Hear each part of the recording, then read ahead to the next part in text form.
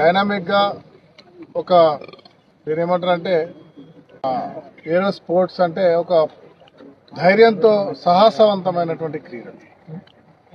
ఈ క్రీడను ఇక్కడ రామగుండంలో పర్మనెంట్ గా ఏర్పాటు చేసేటువంటి కార్యక్రమంలో ఈరోజు సోదరుడు యువమిత్రుడు అర్జున్తో ప్రారంభించడం జరిగింది.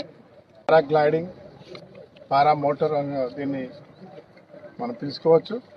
ఇది ప్రారంభం చేశాం ఇక్కడ. ఇది కంటిన్యూ అవుతుంది. ఇలాంటి అడ్వెంచరస్